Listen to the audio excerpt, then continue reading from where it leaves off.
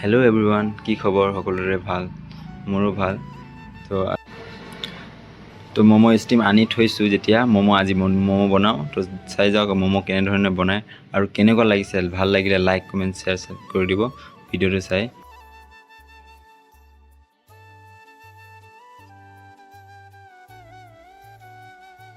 এয়া চাওক ম'ম' বনি তৈয়াৰ। তাৰপাছত আমি এতিয়া মছলাখিনি মই মছলাখিনি তৈয়াৰ কৰি লৈছিলোঁ।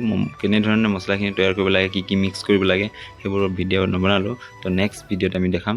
তো এইখিনি আমি ম'ম'খিনি কিমান বনালোঁ চাওক। তাৰপিছত এতিয়া ম'ম'ৰ এইটো শ্বেপটো চাওক কেনেধৰণে লাগিছে, ধুনীয়া লাগিছে ন।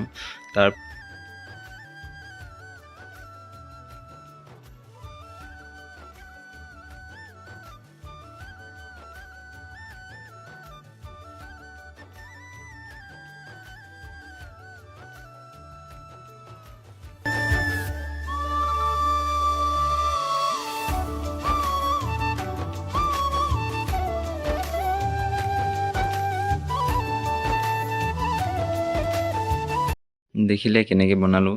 চ' বেছি নাই বনোৱা, তো 50-60টামান বনাইছোঁ ম'ম'। কেনেকৈ লাগে খাবলৈ, প্ৰথম টাইম বনাইছোঁ। চাওক কেনেধৰণে লাগিছে, ধুনীয়া লাগিছে ন।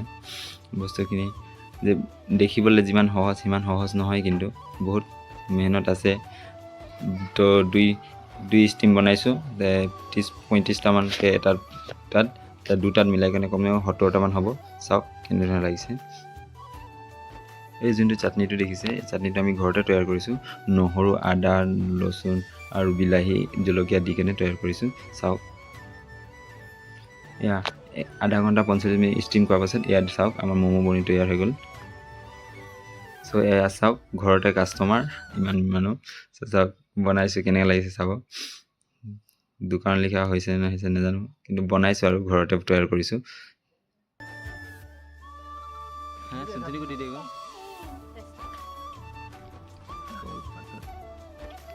যদি ভিডিঅ'টো চাই ভাল লাগে লাইক কমেণ্ট শ্বেয়াৰ কৰি দিব। ধন্যবাদ। নেক্সট ভিডিঅ'ত লগ পাম।